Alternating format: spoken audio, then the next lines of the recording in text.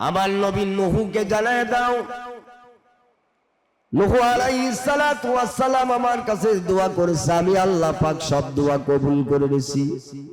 তার কারণ 1,24,000 মতান্তরে 2,24,000 পয়গম্বর এই দুনিয়ার জমিনে আল্লাহ দা পাঠিয়েছেন। প্রত্যেক নবীর জন্য খাস একটা দোয়া আল্লাহ বাজেট করে দিয়েছিল। সব নবীরা দুনিয়ার জমিনে তাদের দোয়াটা কাজে লাগিয়েছেন। শুধুমাত্র কেবলমাত্র একমাত্র আপনার আমার পেয়ারা নবী আমিনার লাল মদিনার দুলাল জনাবে মুহাম্মদুর রাসূলুল্লাহ সাল্লাল্লাহু আলাইহি ওয়াসাল্লাম এই দোয়াটা রিজার্ভ করে রেখে দিয়েছেন, কিয়ামতের ময়দানে উম্মতের পক্ষ হয়ে আল্লাহর দরবারে করবে।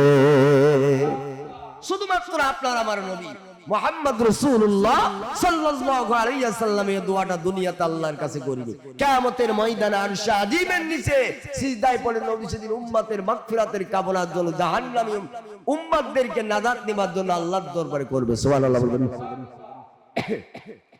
একটা কথা মনে পড়ে গেল আমার ভাইরা, নবীর উম্মত হওয়ার কারণে আল্লাহ এত দাম আমাদের বাড়াই দিয়েছেন। আল্লাহ কোরআনের ভিতরে বলে দিয়েছেন, ওয়া কাযালিকা জাআলনাকুম উম্মাতাও ওয়াসাতাল লিতাকুনু শুহাদা আলান নাস ওয়া ইয়াকুনার রাসূলু আলাইকুম শাহীদা। আল্লাহু আকবার বলেন। বিশ্বনবী মুহাম্মদ রাসূলুল্লাহ সাল্লাল্লাহু আলাইহি ওয়াসাল্লাম কিয়ামতের মাঠ যেদিন আল্লাহ শুরু করে দিবেন, ওই মুসিবতের দিনটা একটা দুইটা দিন নয়, 100 বছর না, 200 বছর না, 50,000 লম্বা হবে একটা কিয়ামতের ময়দানের লম্বা একটা দিন। আল্লাহর হাবিব সাল্লাল্লাহু আলাইহি ওয়াসাল্লাম বলেন, প্রথম 1000 বছর এত অন্ধকারে মানুষদেরকে কেটে যাবে।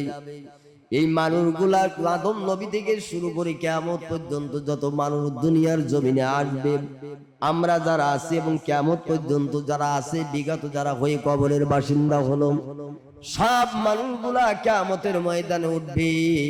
আল্লাহর হাবিব বলেন, প্রথম 1000 বছর গাঢ় অন্ধকারের ভিতর দিয়ে আল্লাহ পার করবেন। এত অন্ধকার, এত অন্ধকার, নিজে তার নিজের হাত তো দূরের কথা একটা পশম দেখতে পাবে না, কেউ কাউকে দেখতে পাবে না। এত অন্ধকার হবে প্রথম 1000 বছর, নিজের গায়ের শরীর পর্যন্ত নিজে দেখা যাবে না, এত অন্ধকার। আল্লাহ 1000 বছর, 1000 বছর পার হয়ে যাবেন, মানুষগুলা অতিষ্ঠ হয়ে যাবে। এই আযাব থেকে যদি বেঁচে যেতাম, আমাদের যদি হিসাব নিকাশ হতো, হয় জাহান্নামে, আমরা যারা জাহান্নামী তারা জাহান্নামে চলে যেতাম, আর যদি জান্নাতি হই তাহলে আমরা জান্নাতে চলে যেতাম। কিন্তু কিয়ামতের ময়দানের এই ভয়াবহ আযাবের হাত থেকে তো আমরা বেঁচে যেতাম। সব মানুষগুলাই চিন্তা করবা, হ্যাঁ এই আযাব থেকে যদি বেঁচে যেতাম, আমরা যদি জাহান্নামে হই তাহলে জাহান্নামে চলে যাই, আর জান্নাতি হলে জান্নাতে চলে যায়। কিন্তু কিয়ামতের এই ভয়াবহ আযাব থেকে আমরা পরিত্রাণ। সব মানুষগুলা আদম আলাইহিস সালাতু ওয়াস সালামের কাছে যাবে। আদম আলাইহিস সালাম বলে, আমি পারবো না, শিশির কাছে যাবে।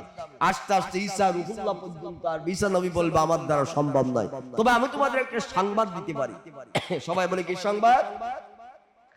আজকে কিয়ামতের ময়দানে শুধুমাত্র একজন মানুষ আল্লাহর কাছে কথা বলার মতন আল্লাহ তাকে সুযোগ দেবে, তিনি হলেন আখিরি জামানার পয়গম্বর নবী মুহাম্মদুর রাসূলুল্লাহ সাল্লাল্লাহু আলাইহি ওয়াসাল্লাম। তোমরা তার কাছে যাও, নবীকে খুঁজতে খুঁজতে চলে যাবেন এক প্রান্তে, যে দেখবেন আল্লাহর হাবিব চলে যাবেন, রাসূলকে পাবেন।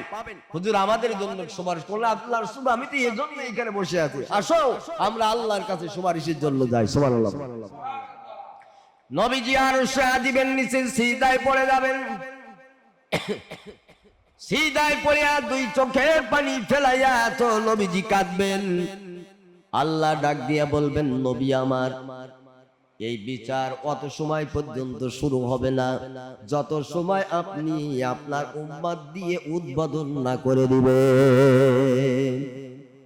এই 50,000 বছরের লম্বা কিয়ামতের ময়দান যত সময় পর্যন্ত আপনি শুরু না করবেন, আমি আল্লাহ শুরু করব না। সুবহানাল্লাহ বলেন। নবীজি বলবেন, আল্লাহ কিভাবে শুরু হবেন?